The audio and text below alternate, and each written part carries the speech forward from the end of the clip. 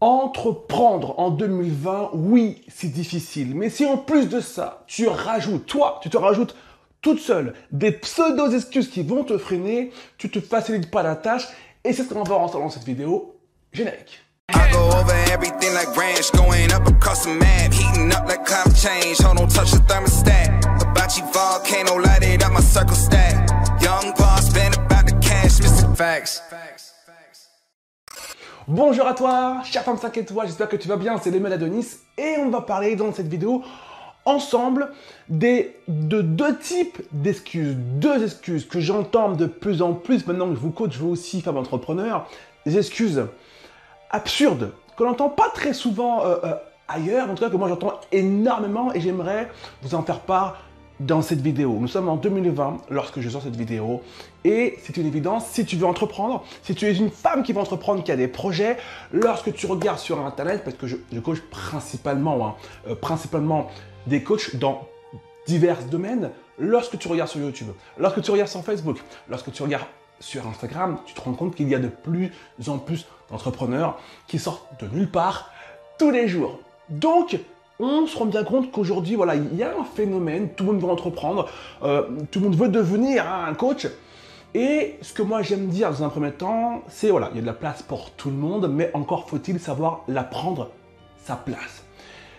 La première excuse que j'entends tellement de fois, et c'est juste incroyable, et le problème de cette excuse, c'est que clairement, c'est selon moi, l'excuse numéro 1 de l'entrepreneur, de la femme ambitieuse qui veut se lancer, elle est motivée, elle est chaude patate, mais elle ne se lance pas. La première excuse, c'est, selon moi, c'est beaucoup trop concurrentiel. C'est beaucoup trop concurrentiel. En gros, ce que veut dire cette cliente qui me sort ça à un moment donné en séance de coaching, c'est qu'elle me dit, il y a trop de personnes, il y a beaucoup trop de coachs. Par exemple, il y a quelques mois, j'ai coaché une coach en nutrition et elle me disait, voilà, non, mais je peux pas, comment je peux faire? Tu tapes coach en nutrition sur YouTube, sur Instagram, c'est un truc de fou. Elles arrivent par dizaines, donc voilà. Il y a trop de concurrence et du coup, je ne peux pas me lancer. Ok. Je vais être clair avec toi immédiatement. Ce fucking mot concurrentiel, c'est du bullshit à l'état pur. Selon moi, la concurrence n'existe pas. Je répète, la concurrence n'existe pas. Alors c'est très prétentieux quand je te sors ça comme ça en mode... Le mec il me dit quoi là? Le mec il me dit que la concurrence... D'où il sort? C'est très prétentieux. Et je vais t'expliquer pourquoi je sais, c'est pas je crois, c'est je sais profondément que la concurrence n'existe pas. Lorsque je me suis lancé, et donc là je te parle en toute transparence, j'ai commencé à entreprendre en 2015, encore non, en 2020, ça fait 5 ans que j'entreprends. Et pour être transparent avec toi, ça n'a pas toujours été facile. J'ai pas toujours eu les résultats que j'ai actuellement. C'est-à-dire que quand j'ai commencé, comme tout le monde, quand on commence, on a des doutes, on a peur, on se pose des questions, on regarde les autres et on se demande est-ce que moi je vais trouver ma place? Et c'est légitime, c'est normal de se poser ces questions-là, d'accord? Et ce qu'il faut comprendre, c'est qu'en 2015, lorsque moi je me lance et je me dis tiens, je veux moi aussi être coach, parce que j'ai envie d'accompagner des gens, j'ai envie de transformer des vies, qu'est-ce que je fais? Premier réflexe, et c'est sûrement ce que tu as dû faire toi aussi, je regarde sur internet et je découvre ce que c'est un petit peu. À l'époque 2015, c'était pas encore l'euphorie comme celle-là aujourd'hui. Mais du coup aujourd'hui, c'est tellement l'euphorie vis-à-vis de ça, de ce monde de coaching, que du coup tu sais déjà, avant même d'être tapé sur Google quoi que ce soit, tu sais déjà quels sont les acteurs majeurs dans ton domaine. Ok? Donc moi à l'époque, je cherche sur Google et je tombe sur qui? Je tombe sur des coachs qui clairement étaient déjà bien établi. Moi, je vais donner des noms. David Laroche, en 2015, il était déjà bien établi. Il n'avait pas autant d'abonnés, mais il en avait déjà un bon paquet. On avait Franck Nicolas. Donnons des noms, qui était déjà aussi bien établi. Il y avait Max Paccinini. Alors, je ne sais plus trop ce qu'il fait actuellement, mais en tout cas, à l'époque, il y avait ce fameux Max Paccinini, qui aussi... Voilà. Donc, tu avais déjà ces 3 acteurs du développement personnel en France, dans la francophonie, et qui, clairement, moi, en 2015, j'ai un abonné, c'est ma petite sœur.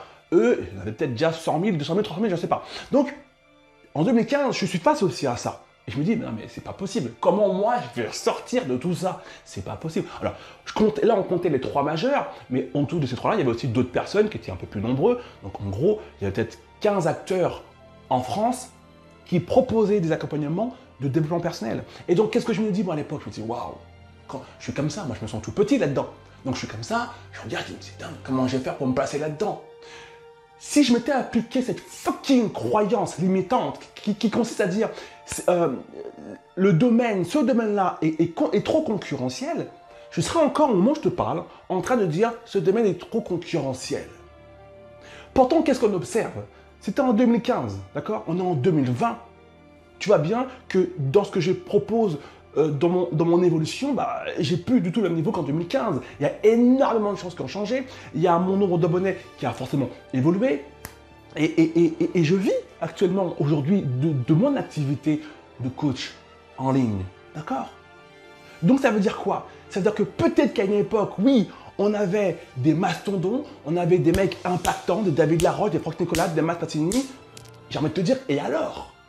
Et alors? Est-ce que moi, ça m'a empêché de proposer mes services, d'avoir mes premiers fans, mes premiers prospects, mes premiers clients et de vivre de ma passion? Ben non, ok?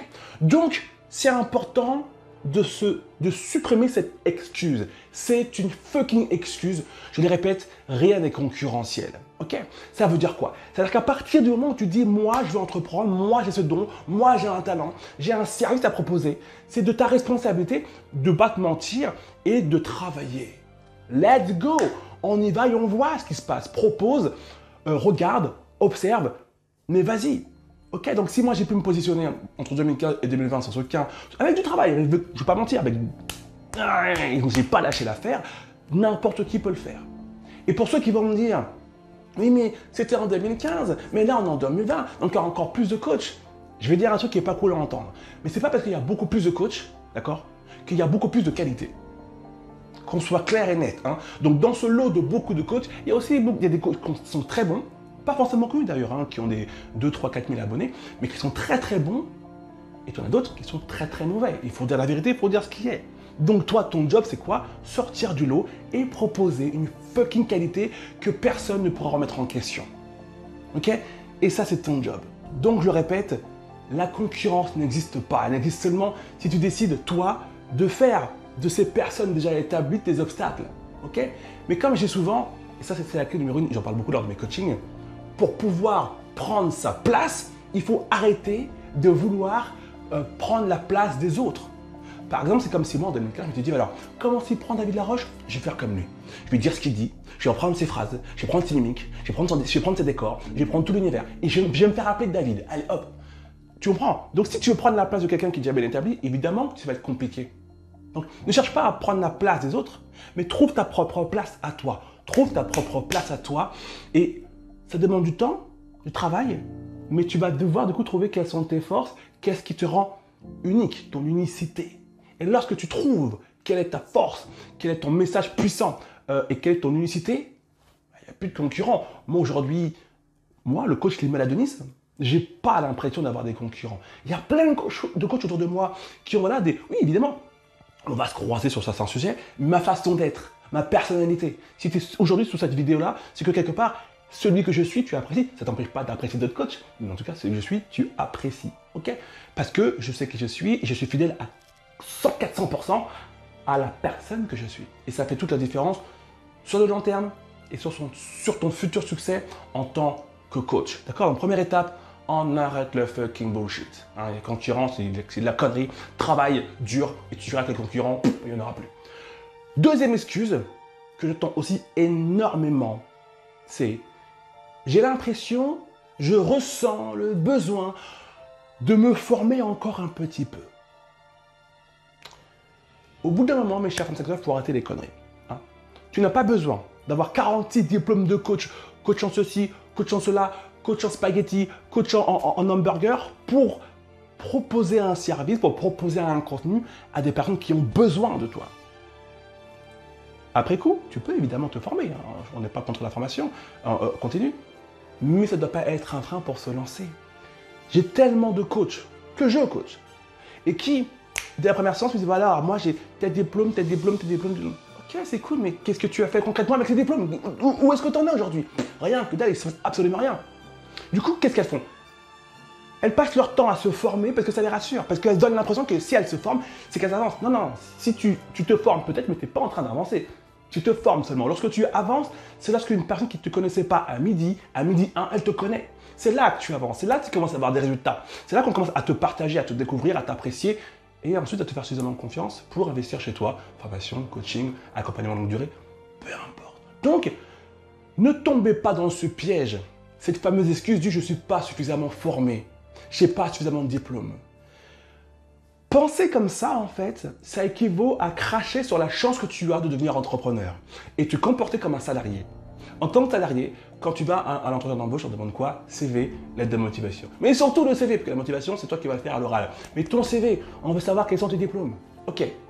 Si tu veux entreprendre, tu ne peux pas appliquer ces règles de merde du salarial. Donc si tu veux entreprendre, tu changes de monde, tu changes d'univers, tu deviens une entrepreneur, donc profites-en. Comporte-toi comme un entrepreneur. Et en tant qu'entrepreneur, ce ne sont pas tes diplômes qui vont faire la différence. Ce ne sont pas tes diplômes qui vont te faire vendre plus, te faire respecter plus et intéresser plus les gens. D'accord? Quand j'ai commencé en 2015, je prends mon exemple parce que c'est l'exemple que je connais le mieux, fuck les diplômes. Hein. Méga besta fuck. Rien à foutre. Et ça ne m'a pas empêché d'attirer l'attention et de me faire connaître. Et surtout, le plus important, que mes prospects finissent par avoir suffisamment confiance pour déposer de l'argent chez moi. Et tout ça sans aucun diplôme. Donc j'ai transformé des centaines et des centaines de vies sans aucun fucking diplôme de coach de mon cul. Tu comprends? Donc je suis pas en train de dire que les diplômes ne servent à rien. D'accord? Je suis en train de dire que tu n'as pas besoin d'un diplôme pour lancer la machine. Et lancer la machine, ça veut dire quoi? Faire en sorte de te faire connaître. Facebook, Instagram, YouTube. En 2020, c'est principalement YouTube, ok, et Instagram. Donc, ça, c'est du bullshit. Il y a quelques mois maintenant de ça, je coachais une femme compétente. Elle a le don, le talent, la connaissance, mais elle passe son temps, elle passait son temps à se former. Elle a plein de qualificatifs, coach de plein de choses. Mais en attendant, son chiffre d'affaires est proche de 50 € par mois. Ben, c'est dommage, ok? Donc ça, c'est pareil. On arrête, on n'est plus salarié, on est entrepreneur. Donc s'il te plaît, si tu entreprends aujourd'hui, si tu as envie de te lancer aujourd'hui, et vous êtes beaucoup à être freiné, à avoir peur, à hésiter, être concurrent, attends, je vais me former encore un petit peu, comme ça me repousse l'échéance. On arrête ce fucking bullshit, ok? On passe à l'action. C'est égoïste de ta part. Si tu te comportes comme ça, parce qu'il y a des personnes qui ont besoin peut-être de toi. Là au moment où je te parle. Qui ont besoin de ta compétence, de ton don. Elles ont besoin de se retrouver avec toi pendant une séance de coaching parce que peut-être que tu as un tempérament particulier qui colle avec le tempérament de tes futurs clients. Ok? Et là, tu es en train de faire des claquettes, tu as peur. Et du coup, des personnes qui ont besoin de toi, tu ne leur donnes pas, tu ne leur proposes pas tes services. Du coup, elles sont là, mais il y a plein de coachs, mais il n'y a aucun qui colle avec ce que je recherche. Et peut-être que c'est toi, la personne que ces prospects, tes futurs clients recherchent. Ok? Donc, on arrête de perdre du temps. Tu as ta place, on a tous notre place. Il y a de la place pour tout le monde. Il pourrait y avoir 10 millions de coachs en France. Il y aura toujours des coachs qui sortiront du lot s'ils travaillent dur, s'ils travaillent intelligemment, s'ils font les bonnes choses, forcément, et qui vivront de leur passion. Pourquoi? Parce qu'il y aura toujours une personne qui collera avec ton message, qui collera avec ta personnalité, qui collera avec ce que tu proposes. Forcément. Mais ton job, c'est d'arrêter de faire du bullshit. J'ouvre à partir d'aujourd'hui, pendant quelques jours seulement, une nouvelle session de coaching longue durée. Qu'est-ce que c'est?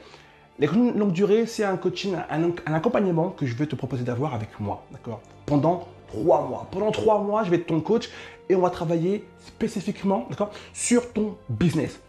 Ton business en ligne, je précise bien, en ligne, mais également quelques petits détails autour, parce que très souvent, ce qui nous empêche de construire notre business en ligne, c'est également des points qui sont en fait autour de ton business, mais qui te freinent pas mal.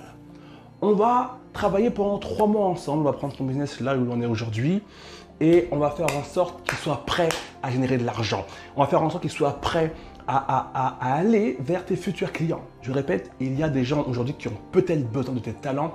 Tu n'as pas le droit de les ignorer et de ne pas apporter de ton expertise à des personnes qui ont besoin de ton expertise. Okay?